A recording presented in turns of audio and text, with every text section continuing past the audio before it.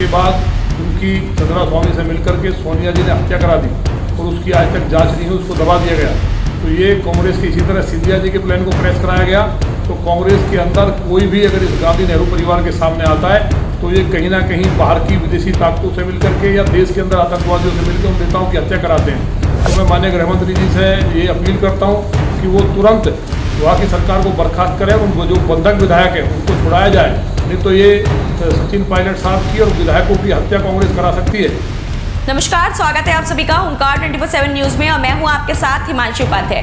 राजस्थान में पिछले 4 से 5 दिनों से चल रहा सियासी घमासान थमने का नाम नहीं ले रहा है। कांग्रेस ने बड़ी कार्रवाई करते हुए बगावती सुर अपनाए हुए सचिन पायलट को उप मुख्यमंत्री पद और राजस्थान प्रदेश कांग्रेस कमेटी के अध्यक्ष पद से हटा दिया है। राजस्थान में कांग्रेस पार्टी में चल रही उठापटक के बारे में लोनी से बीजेपी विधायक नंदकिशोर गुर्जर का कहना है कि विधानसभा चुनाव में सचिन पायलट ने खूब मेहनत की, लेकिन सत्ता की मलाई गहलोत को खाने को मिली।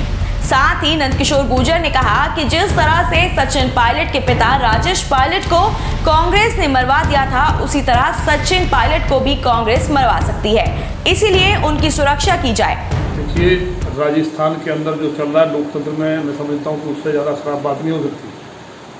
कांग्रेस की एक नीति रही है कि कांग्रेस में अध्यक्ष केवल जो शुरू से नेहरू परिवार चलता रहा, अब गांधी परिवार, एक ही परिवार बन सकता, दूसरा नहीं बन सकता।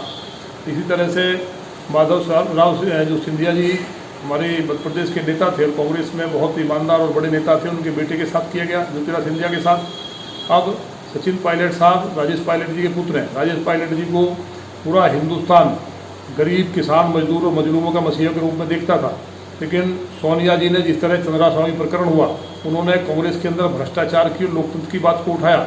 उसके बाद उनकी चंद्रा स्वामी से मिलकर के सोनिया जी ने हत्या करा दी और उसकी आज तक जांच नहीं हुई, उसको दबा दिया गया। तो ये कांग्रेस के इसी तरह सिंधिया जी के प्लान को क्रैश कराया गया। तो कांग्रेस के अंदर कोई भी अगर इस गांधी नेहरू परिवार के सामने आता है तो ये कहीं ना कहीं बाहर की विदेशी ताकतों से मिलकर के या देश के अंदर आतंकवादियों से मिलकर उन नेताओं की हत्या कराते हैं। इसी तरह सचिन पायलट साहब ने पूरी मेहनत की, कांग्रेस को खड़ा किया और उनको जिस तरह से नोटिस दे करके अपमानित किया गया, वो लगातार कार्यक्रम में थे।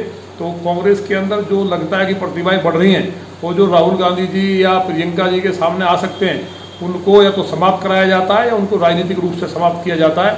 ये पायलट साहब का जो अपमान हुआ है, इस तरह राजेश पायलट जी का लगातार चंद्रा स्वामी प्रकरण हो या कांग्रेस का जो इनका जो चुनाव होता है आईसीसी का, उसके अंदर इन लोगों ने उनका अपमान करने का काम किया हो। लेकिन क्योंकि पायलट साहब बड़े नेता थे और देश में फॉलोइंग थी, तो इनकी हिम्मत नहीं हुई। उसके बाद इन लोगों ने उनकी हत्या करा दी। अब उनके बेटे के साथ जो षड्यंत्र किया गया है, तो मुझे तो लगता है जिस तरह से एक वहाँ का विधायक राजकुमार ने कहा है कि हम लोगों को बंधक बना लिया गया, हमारी चाबी छीन ली गई है, तो मैं माननीय गृहमंत्री जी से ये अपील करता हूँ कि वो तुरंत वहाँ की सरकार को बर्खास्त करें, उनको जो बंधक विधायक है उनको छुड़ाया जाए, नहीं तो ये सचिन पायलट साहब की और विधायकों की हत्या कांग्रेस करा सकती है। इस तरह से माननीय राजेश पायलट जी की उन्होंने जो हत्या कराई सोनिया जी ने और उनके तंत्र ने मिलकर के, तो कांग्रेस क्योंकि भ्रष्टाचार को दबाने के लिए सचिन पायलट लगातार भ्रष्टाचार के खिलाफ आवाज़ उठा रहे थे और उनकी आंखों में किरकिरी थी, इसलिए अशोक गहलोत के योग्य न होते हुए भी उसको मुख्यमंत्री बनाना और जिस यूथ ने